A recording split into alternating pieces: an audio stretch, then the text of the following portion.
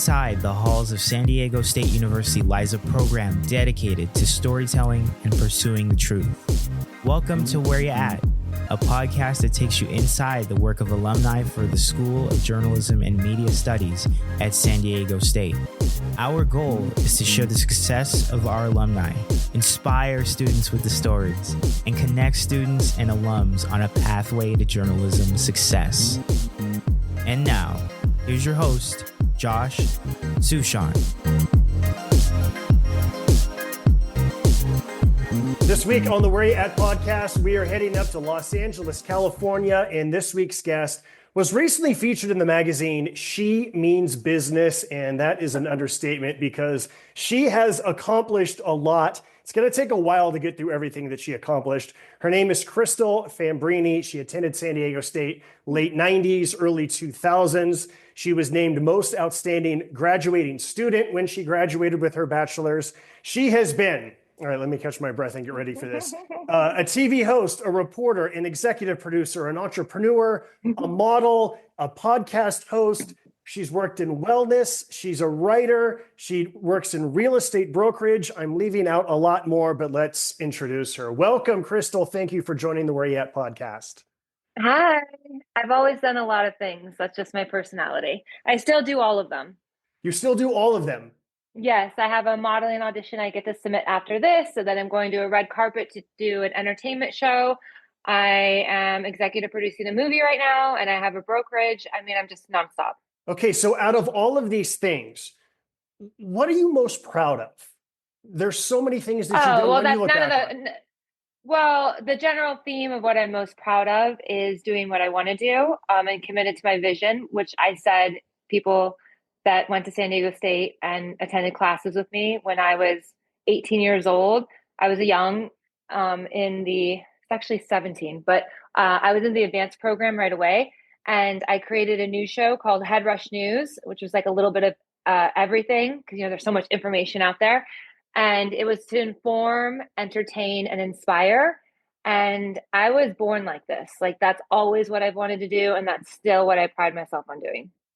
So when you were a freshman, like if we were sitting in class and I would have said like, hey, what do you want to do when you grow up? Would you say, I'm going to do all of these things or what?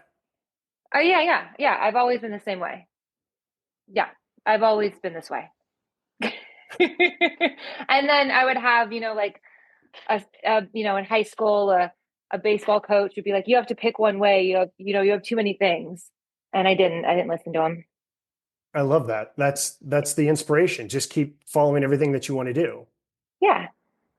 Time management becomes very important when you're doing all these things. What are your keys to time management? I don't know if it's time management. It's more about executing and being clear with your vision and delivering. And I work very fast, and that's unique to me. And there's only a few people I recognize that can truly be like that. And a lot of my friends that I hang out with happen to be super successful in their fields because they're able to be the same way as me. And we bond over that, over our energy. So when you have an abundance of energy, like you can go. And so it works well when you're working with me that I do different jobs because I operate that fast. Like I'll be like, okay, you guys do this. And then I'll leave and go do something else. And then I'll come back because if I stay there and watch them do it, it'll just, it doesn't work out for anyone. Mm-hmm. I don't want to micromanage. So I like to lay things out, have a clear vision, be very confident, and also be willing to pivot. I'm not saying that my way is the only way, but there are strategies in executing. Let's talk more about your experience at San Diego State. You were at the Daily Aztec, you were at SPJ, Society of Professional Journalists, you were the president of Radio Television News Directors Organization. You minored in French, which is rare. In retrospect, which of these things that you did proved to be the most helpful, most impactful to help get you to your career? All of them. I've done my career my whole entire life. I mean, when I was 14, I started in entertainment and appeared as the first teen tech reporter while I was going to high school. And then when I graduated high school, I was like, do I go to college or not? Obviously, I wanted the degree, but I was going to continue doing what I was doing. And I negotiated with San Diego State to let me go into their advanced program and go into the classes that you would typically have to wait the third year for. I wasn't going to do that. I wasn't going to go to SDSU if I had to wait because I had already been in television. So I was really lucky. I got 4 years of being in film school, not 2 years. And so a lot of my friends were a couple years older than me, and I was the young one, which I always like being the young one. And I think that in addition to what you mentioned, I tried out a sorority for a bit.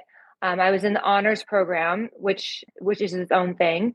And then I also did a couple internships when I went to San Diego State, and one that I did through the Padres, which got me a job at Channel 4. I did a variety of positions from running the home base plate high up in the bleachers. They don't have that position for someone anymore. It's now digitized or automated, to being like a floor producer. And then I interned. I didn't wait. Like, I think that's a theme of mine. I don't wait. I do what I want to do and I create opportunities. I don't believe that anyone should wait. And if this is like a student listening, I don't believe that you need to graduate and be an assistant. Like, that's not what you get to do. You can graduate and be a producer. You can be whatever you want to be. Youth is valuable. Youth is when you have ideas. It's out of the box thinking. And you can also be an assistant because you also need to pay your bills. So you just have the multi-hyphen. But I also got to intern at World News Tonight, ABC News in Washington, D.C. And I hustled for that. Like, I found out who an Aztec alum was that was a reporter at World News Tonight, ABC News, because SDSU does not have the best alumni outreach program. I love SDSU, but they do not compare to the other schools that are out there like USC and Harvard. And those are the people that I align myself with. And I know I'm putting SDSU on quite a pedestal, but I do believe that SDSU Aztecs are that awesome. So the Ivy Leagues and the schools with money put a lot of time and effort into their alumni outreach and alumni networking. And it's a completely different world. So when I found out there was an Aztec at World News Tonight, which was like my dream of where I wanted to intern at, because at that time I wanted to do political reporting. I called up ABC News every week, once a week for a year. And I emailed that. I sent messages to that reporter, and I sent him my news articles, and I sent him my projects, and I created a relationship, and I really stated my case so they could not say no to me. And so when I showed up there with the other interns, everyone else was like from Stanford, Harvard, Ivy Leagues. And one of the producers there was really rude to me. And it's okay. Like, it didn't hurt my feelings because I'm very confident. Like, I know who I am and I know I'm a hard worker. So I knew that he would like me at the end of the day. But he did say to me right off the bat, first week, to like a really young, I was like 19 at the time. He was like, "Oh, how did you get here? You a state girl's getting to intern at ABC News, World News Tonight. That's not okay." Like, he was not happy about it. He was very snooty because in his eyes, I took away the position from one of the Ivy Leagues, But I didn't worry about it because I was first one there and that last one to leave. And like, that's something that I do today, is whatever I do, I'm very intense with my energy and I execute at like 150%. Okay, so many things about that I love. And first of all, we all know that San Diego State is the Harvard of the West Coast. And so that is fitting very much.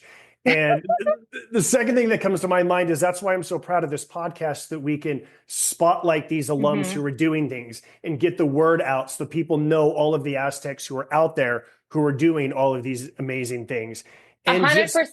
I'm going to jump into that really quickly because whenever someone reaches out to me, I've mentored a lot of girls from the SDSU journalism department. I used to take on like 2 a year, specifically from San Diego State. So if someone reaches out to me from San Diego State and they're willing to work hard, I give them way more attention. Like, that's real. And I'm glad that you made us proud with the work that you did with Peter Jennings and ABC News. Any other, like, besides that one at the beginning, give us some other like fun behind the scenes story about what it was like working there, where you learned something really valuable. Be yourself, be a hard worker, do your ideas. I mean, by the end of the internship, I had my own report on World News Tonight and I did a voiceover. And that didn't happen by chance. That happened by hard work. And also after that, I got to be an assistant with Peter Jennings and go with him on the presidential. This is a big, like a crazy moment for me. I got to go to the Democratic National Convention. And it was when it was the Democratic National Convention and Al Gore was there and Michael Eisner was there. And I was in the room with me, Al Gore, Michael Eisner, and Peter Jennings. That was it. And they were like meeting before they were doing the live show.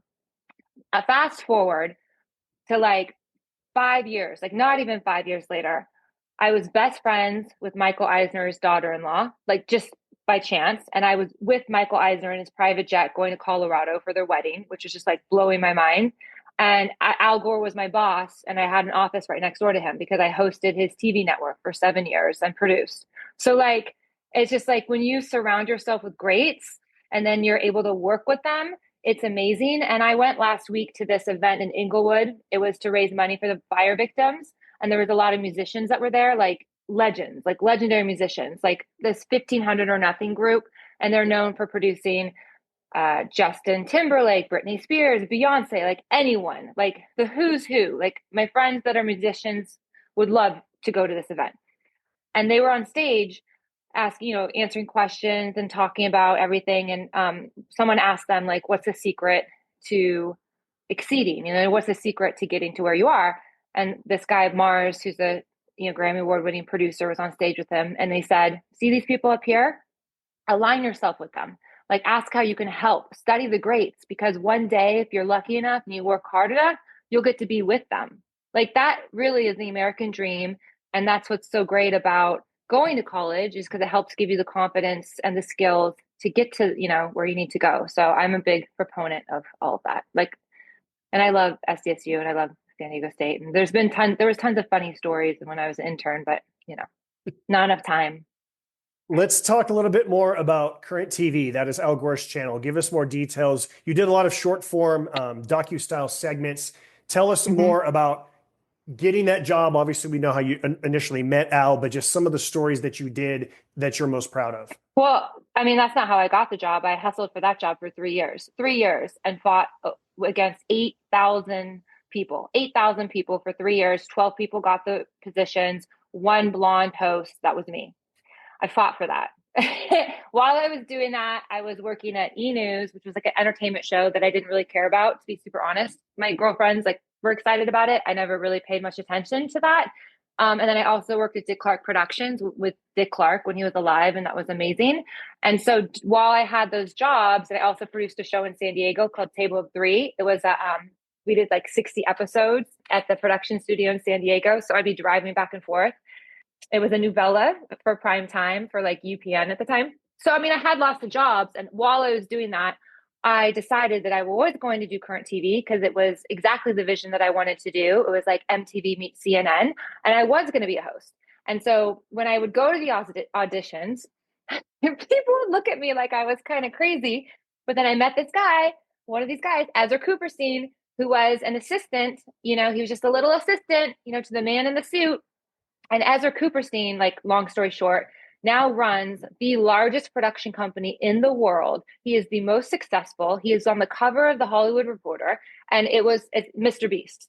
Like, he runs Mr. Beast. He is the president of Mr. Beast production company. Like, amazingness. And so I bonded with Ezra, and I kept making segments because I produce, write, interview, do everything myself. And I'd stay, while I was, I didn't come from a wealthy family. I wish I did, but I didn't. So I was making ends work, working all the time. And then when I'd have my time off, I would produce segments and I'd give them to Ezra. And I'm like, this is what should be on Current TV. And I'd highlight like wakeboarders, and I highlighted Jesse Billauer, who should interview Jesse. He's amazing. He's from SCSU. He started the nonprofit Life Rolls On, and he became a quadriplegic when he was 19 years old. And I met him at SCSU. He was just like this funny kid in a wheelchair with the best personality that is like so enrolling, was like always dating like hot models. He's just like a great, great person, kind heart. And so I did a profile on him, and I just did all these segments. So anyway, years later, when Current TV actually came out, the first day that it aired, like, I was all over it. I had so many segments, and everyone was like, how did you do this? Like, how do you have so many segments on TV so quickly? I'm like, oh, because I knew I was going to get this. I created this opportunity. So when they went to air, I was like, here are my 12 segments. I love asking people for their practical advice about certain things. Right before you're about to go on the air, whether it's 30 seconds before or 2 minutes before, whether it's a podcast you're hosting, reporting, what do you say? What are you thinking? What are you doing in those final moments before it's time to go on the air? Oh, nothing. That's actually, I don't like that. No offense to you. It's a good question. And I think this is like an aha moment. I think you should be the same person on air as you are off air. And so that's what you strive to be. So the people, I'm not an actress, but I mean, I've done commercials and stuff. So people say that I am. I'm not going to argue that point. I am, I am me. I'm a creator at the end of the day. So who I am with you right now is who I am going to be all the time. Like this is just me. And so to be able to tap into your authentic self and know who you are and have that confidence, and that takes work. That takes work because sometimes people think, and I think it's a little bit easier now, but back in the day, like when I was doing it, I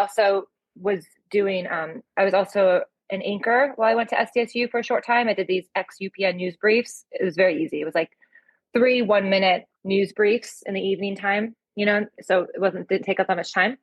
But when I went to do that, they were like, I thought I had to dress a certain way, or I had to dress a little bit older, or I had to like act like a news reporter, right? But I think that people now have more, like with the explosion of social media and personalities, like and TikTok, people can really show up as who they are and create their own audiences. And instead of trying to fit into a box, because there's not really any boxes anymore, there's so many opportunities. You just are who you are. And it goes back into the moment of, rather than saying like, what do you do before you talk to the public or before you're on TV? It's more about, what do you do when you wake up in the morning? Ooh. Like when you wake up in the morning, don't get out of bed until you feel good. And if that takes 5 minutes of meditation, if that takes 20 minutes of meditation, if that takes an hour, like your mindset when you choose to get out of bed and be on and go is super important. And that is powerful. Ooh, that is powerful. Okay, you mentioned meditating, and I had this as an item, so it's the perfect time to ask you. You meditated with His Holiness, the Dalai Lama. Please share with us how that came about and what that was like. Well, I had a company called Riot, and we sold it to Apple, and then Apple bought it and turned it into like a virtual reality creative space. And some of the co-founders went on to produce like Oscar-nominated short documentaries with them. But at that time, Riot was like every news segment we did had an action piece to it. So I liked that. I like to try to like stay ahead of things and be a part of new things. And so we were, dabbling in virtual reality. And my friend Michael Trainer was bringing His Holiness. It was said to be his last time to come to the United States, which was a couple years ago.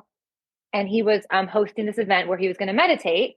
And so then I was like, oh, well, and at that time I was enrolled in this PhD program on leadership and emotional intelligence training. So I was like, Michael, going to school while I was starting a company while I'm doing it, it's like, there's a theme here. And so I was like, well, Michael, if you're doing this event, I have to, record the Dalai Lama in virtual reality because it'll be the first time. And he's like, well, I don't know. That's what everyone likes to say. I don't know if we can do that. I'm like, okay, you know what? Let me just bring the crew and like, let's see what happens. Like, I'm committed to knowing that it'll be awesome because I'm confident and it's all about energy and like we create possibilities, right? Like that's what we do. So we show up, we set up everything. I meet his advisor and we got to do it, and he meditated and we got to capture him in virtual reality. So the idea was people could put on, these, goggles or the VR glasses and meditate with him and like walk around. Yeah. And so we did that. That was cool. It's kind of like one of those neat things to get people's attention. You know what I mean? Like it was cool. I liked it. I think it's neat. But I don't think you need His Holiness to get to the same level, in your meditation practices. Very true. But he was happy, he's like has childhood laughter. Well, this is not a surprise considering all the different things that you do, but the wildfires in Southern California are still in the news. They're not completely out yet at the time that we are recording this. When something like that happens, tell us what is inside you in terms of, I want to help, I want to get the word out. These are things that I can do to help people, and then how you get into the action of doing that. Well, it's funny you bring that up because I just sent a letter to the insurance commissioner of California, who's at SDSU Aztec. The SDSU alumni sent me a message and they were like, hey, we just wanted to let you know, we've seen that you're doing it on social media. The insurance commissioner is Aztec. So I was like, oh, that's good information to have, Mm-hmm. right? So the letter I put together, Ricardo Lara, Lara, Ricardo Lara. Yeah, you should get him on. That should be like your next one. You can, I'll send you the link. You can request an appearance or like request him to do something with you. And Obama like gave him a recognition for his outstanding leadership, and SDSU's worked with him before. But if you have not had him on your podcast yet, you should definitely reach out. So what did you tell Ricardo in this email about what you want to do or what you think needs to be done? Well, I said that I have the Harvard Alumni Association on board to help me in this event, which I do. And I need SDSU people to come through.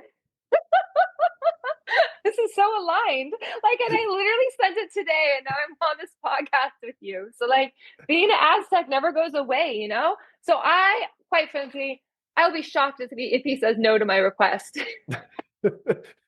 This is the kind of energy that we need. This is like, the Aztec energy.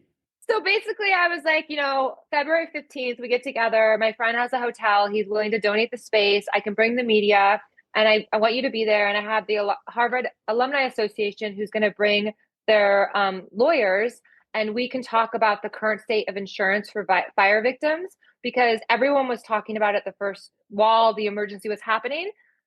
But the really sad, depressing, scary, unfortunate incident is, and the reality is that this crisis for tens of thousands of Angelenos will be going on for the next 3, 5, 7, 10 years. That's insane. So I want to talk about long-term, how to navigate insurance and realistic expectations. So because I feel like people did a couple of town halls when it first happened about what you needed to do right away, which was you had to make sure your insurance was paid up to date, notify them of what's happening, understand that you get ALE, which is assisted living expenses. Like they have to issue that for 4 months immediately for you. They have to respond to you within 14 days. So like people did all that stuff, right? Within a certain time frame. But now that the disaster is contained, what are the next steps? So I want to put together a town hall on that. And then I have a brokerage. I always dabbled in real estate. And when I went to SDSU, I enrolled my father in buying a house. I literally did this whole pitch. I read Rich Dad, Poor Dad. And I was like, you got to buy this house. It makes so much more economic sense. And my parents are not wealthy. And my parents, I mean, like, I don't want to say they're cheap, but they're you know what I mean? They're kind of cheap, you know what I mean? We'll use frugal. I mean, borderline cheap, but but so for me to enroll my father in purchasing this house was a huge win. So I did this presentation, and this house that he bought, it was probably one of his best investments. And I just looked at it yesterday since we were doing this podcast. It's gone up 500% since he bought it, and then he sold it.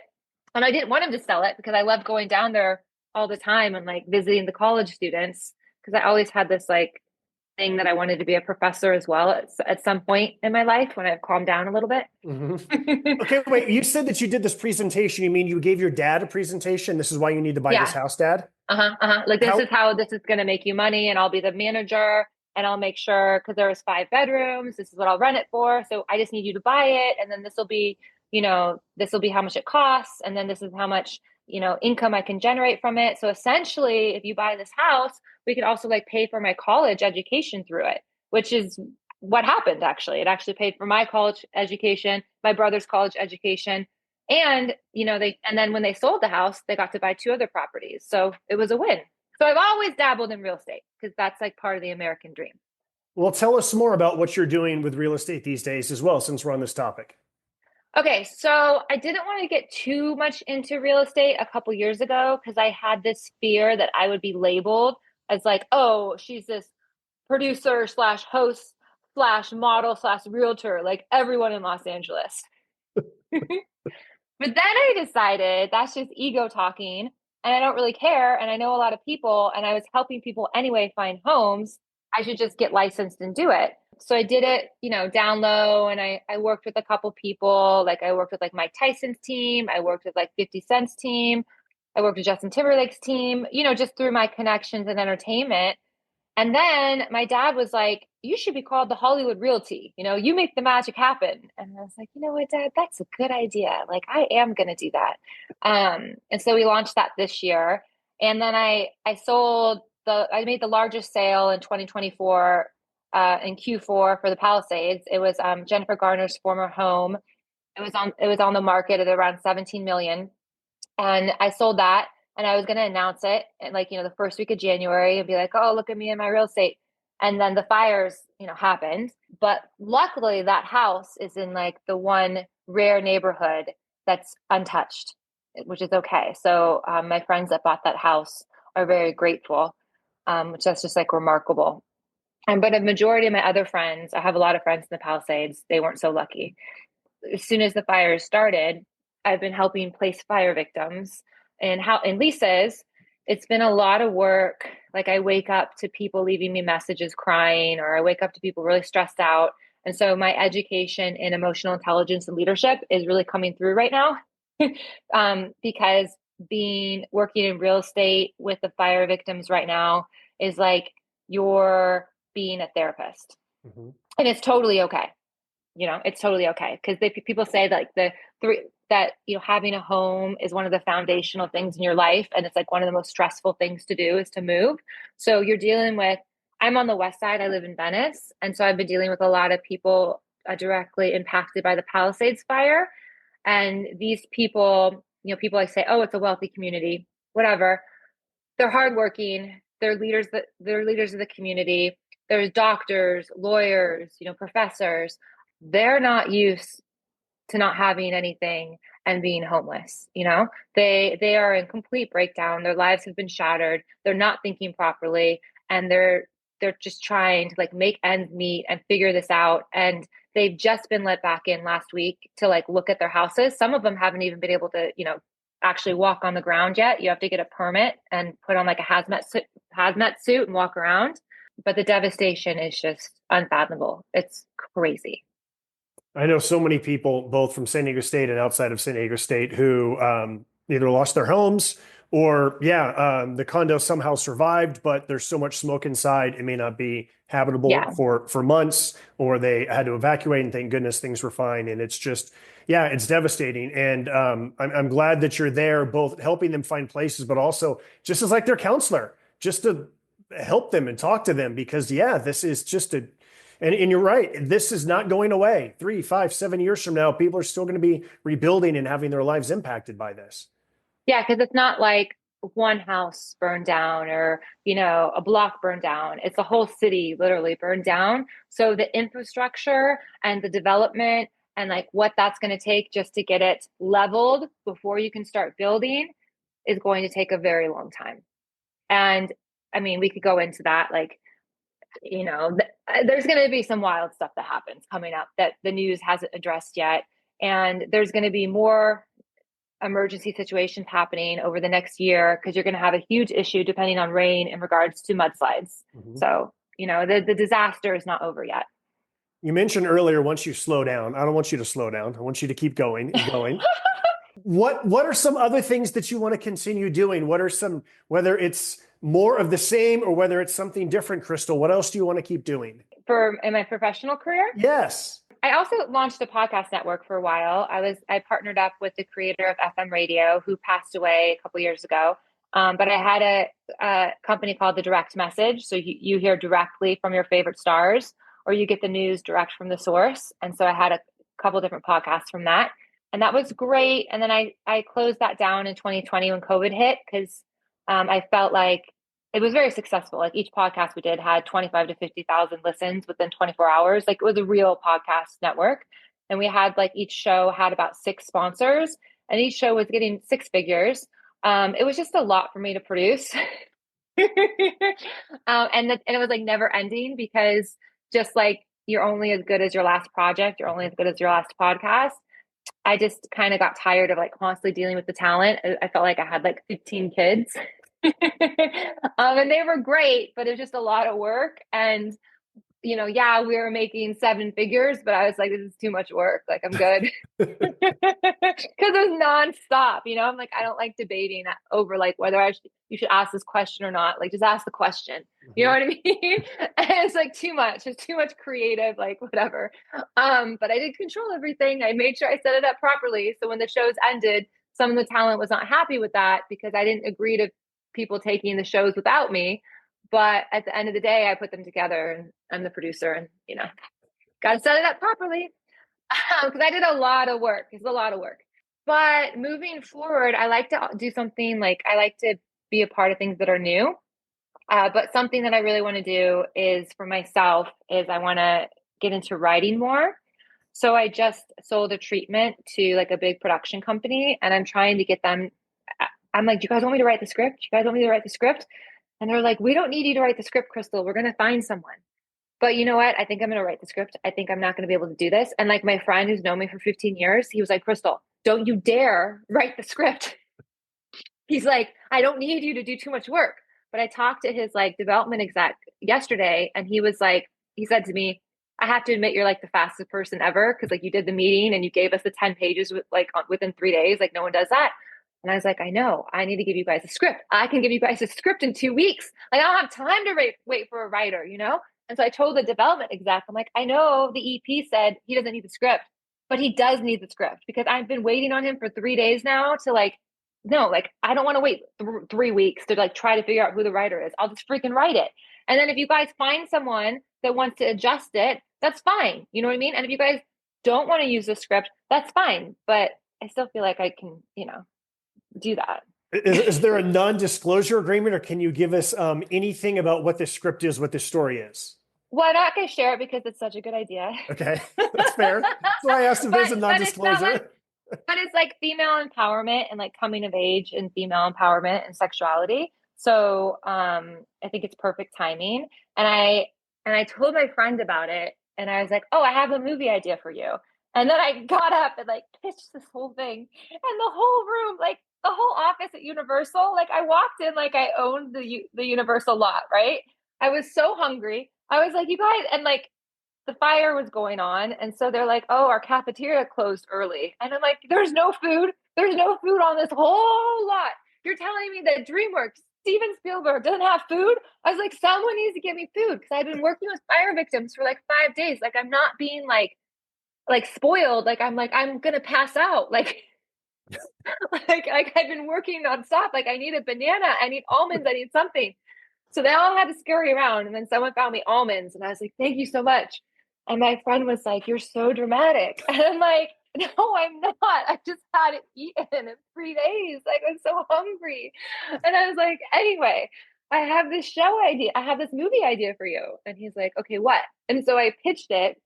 And then 20 minutes later, he's like writing stuff down. Everyone's in the room. And they're like, this is the best idea ever. They're all into it. And so then he went to New York and he was like, okay, when I come back in 10 days, I expect to have the treatment.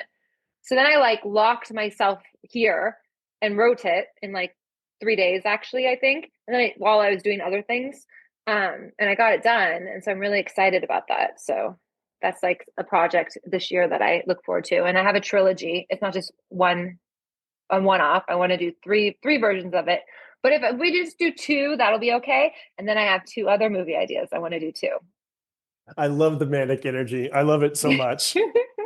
Okay. Yeah, I don't think I'm manic though. I think I'm just excited. Yes. Because I think manic like means you flip really quickly.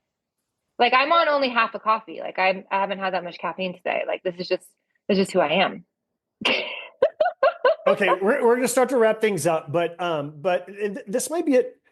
I don't know exactly how easy of an answer this is going to be for you, but you mentioned how you walked into the room and you just owned it. Not everyone has this in them like you do, Crystal. Not everyone just has always been this way in terms of this confidence to walk into a room and own it. What type of advice would you give to help people get to the point where they can walk into the room and own it as well?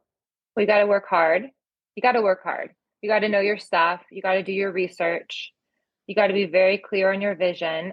And you got to be very confident with what you're bringing to the table. Yeah, you got to put in the work. You get to be very aware. Mm-hmm. And then you get to be very grateful. So I can own it and I can tell someone my idea of what I want to do and try to enroll someone. And they could say no. And I can be like, okay. I don't ever take no for an answer. I'm like, okay, I hear you. Like, we're going to, I'll come back with something else. They're like, no, it's definitely not going to work. Okay, I hear that you don't like what I'm currently proposing, but I'm going to go work on it and I'll come back. Are you open to helping me maybe get it to a place where you think it would be more easily digestible for people. And then people are like, oh, okay, like she's looking for some guidance. She's open to feedback. I can help her, like, all right, fine. But if someone says it's a bad idea, if someone's like, that's a horrible idea, and you like go pitch 30 people and it's a horrible idea, it's like sometimes you can be like, okay, you know what, that was a bad idea, but there's something good in it, and explore what that good part of it was, and then I'll come back to you. So you've always got to pivot. Mm-hmm. Mm-hmm. Yeah. All right. Just about done here. Anything else about your time at San Diego State, about what you're doing now that you would like to share? I always like to give people, what did I fail to ask you that I should have asked you? Well, I would just like to say, when you said I was manic, people at San Diego State used to think that I did coke. I don't do drugs. I've never done, I did coke one time in my life because I was like experimenting, and I was like, I'm never going to do this again because I have way too much energy as it is. And I was like, oh my gosh, how do people even do this? But I always have had this energy. Like, I was this girl in class, and people like didn't understand because they'd also see me like throwing big parties at my house and being up all night. And then I was at school the next day in the honors program and like working as an editor at the Daily Aztec and like shooting a show. And they're like, you must be on drugs. Like, no, I'm not. So I don't know. I think how you are, and I love my friends from San Diego State. I'm still very good friends with them. My core group at San Diego State, we still talk to each other and love each other. And there's nothing like a college bond. Brag about those friends and what they're doing that makes you proud of them and that help us be proud of them as well. Stafford. She was a little bit older than me, which I always like to tell everyone because remember I was a young person in college. She was vice president of SDSU at one time. And I believe the insurance commissioner, Ricardo Lara, he was also vice president of SDSU when he stayed there. And I helped her get elected, like campaigning for her and stuff. And then, so she was like the goody good one, and I was the loud one. So people were always surprised and she was a bit shy at that time, how we were such best friends. But we had the same heart and we had the same work ethic. And so that's what, really bonded us. And so she now is at NBC San Diego. You can see her as like a fill-in anchor, and she's won like 9 Emmys, and her husband is an anchor and at NBC as well. And, so she's doing what she wanted to do when we were in college. And so the other day, my other friend, Kevin Smets, he used to be our editor on our TV show in college. And then he moved on to become like a real editor for like really successful shows on VH1 and stuff. And he texted us and he's like, I'm having an SDSU day. I wake up in the morning and I see Crystal in a commercial because I'm like in a commercial right now. Because then I go to the theater and I see Audra in a commercial for like the San Diego local theater. And I was like, send photos. So he sent photos of it. It's like just stuff like that's neat. And then Joey Castaneda, who was in our group, he now is like a director and runs a production company in La Jolla. And he does like huge live shows with like Apple and like top companies in the world, and does these like really amazing sets for like conventions. And his office in La Jolla is beautiful, like floor to ceiling windows of the ocean. And, we're all doing what we wanted to do. So that's really neat. Like we all kept doing it. And there were times in my career where I would call my mentors, and I had like a professor assistant, Matt Coy. Matt Coy is amazing. He was the head of Padre. I don't know exactly, but he worked in Padres Entertainment, and then he worked for the Dallas Cowboys. Like he was the director of the Dallas Cowboys, and so he works doing like the videography in sports teams. I think he's in New York right now. But there were a couple times like I would call him, or I'd call like my fellow alums, like deflated.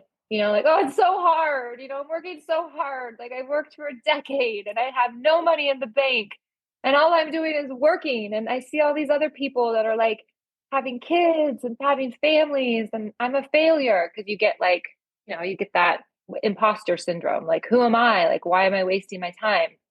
And then I would talk to my friends and they're like, what are you talking about? Like, we're so proud of you. Like, we remember you in film school saying you were going to do this and you're doing it. And just to hear like people that I went to film school with who I really respected and admire, like remind me, because sometimes we all get to be reminded. I just like really cherish those moments. Nothing like, you feel like you've grown up with these these people, these colleagues. I love that answer so much because it goes to show, first of all, what other San Diego State alums are doing, but also just the power of friendship and just the power of being able to lean on people and what it means to be able to have your friends back and say, no, you're great, Crystal, you're doing this. And to be able to do that for other people as well. And I always try to remind people, just surround yourself with good people, surround yourself with other hardworking people who have goals and dreams and big aspiration, and just go for it. Who cares if you get knocked down and you fail? Try the next one like Crystal did. Keep calling every day, every week in order to get that internship with Peter Jennings at ABC News to come back and say, okay, I got a better idea. So it's such an inspirational story, Crystal. I just want to thank you for sharing it with us. Thank you. I appreciate you. I want to hear a little bit more about you. Do people interview you on your podcast? They do not interview me on the podcast. Okay, well, I have a question for you. I can't help myself. Okay. How long have you had this podcast for? Okay, so this is, I think it's the start of the third year now that we're doing it. Okay, and how do you feel about it? Why did you start it? What's your big win moment with it? So I started the podcast because I wanted to get involved more in the university. So I live in Albuquerque, New Mexico, and there's only so much that you can do when you're not in San Diego. And Temple Northrup, the head of the department, he sent off an email when he got the job and said, basically, if you want to be involved, write me back and say that I'm in. And so we'd gone back and forth about trying to do different things. And I'd worked with one-on-one with students. In fact, even before we recorded this, I've talked to 2 different current SDSU students within the last week and just trying to give them just some advice and just kind of give them some direction to go. But I wanted to do more. And like you said earlier, my biggest criticism of San Diego State actually was that it has not always done a great job of highlighting its alums. I think they're doing a way, way better job of it now. And I had a lot of friends who I was proud of who went to San Diego State who were doing great things. And I wanted to highlight them and everybody else and just share these stories. I hate it when people talk about, Syracuse or Arizona State or USC or Missouri is like all these top journalism schools. And I'm like, no. San Diego State's badass too. And so I want to show and highlight these people that have done these things so that we can get the word out and continue to make the university grow more and more. That's awesome. Yeah. I love it. Well, thank you for reaching out. I know when you emailed me, I emailed you right back. You're like, oh my gosh, I wasn't expecting it that fast. That's very true. But that's how I am. Like if I'm into it, I'm like, boom, boom, boom, boom, boom, boom. Yeah, let's do it. Exactly. Yeah. Why wait around? Why wait for tomorrow? Let's do it now.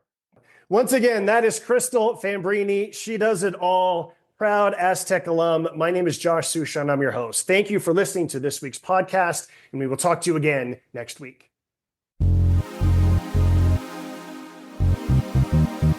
Thanks for listening to the Where Ya At podcast. This is Devin Watley from the class of 2021. Thanks to Martine Marine for creating the music you're hearing right now, and Alex Piscatelli for her work on the podcast name and artwork on social media. And a reminder to SDSU alums, we really want to know where you're at. Tell us about your career. Get involved in the school. There's many ways you can do this, from donating your time or money, mentoring students, to even speaking in classrooms in person or on Zoom. Your work can help us grow the program and create more opportunities for our students to succeed. Again, thanks for listening. Subscribe to this podcast. Tell your friends. Recommend us a future guest. And go Aztecs.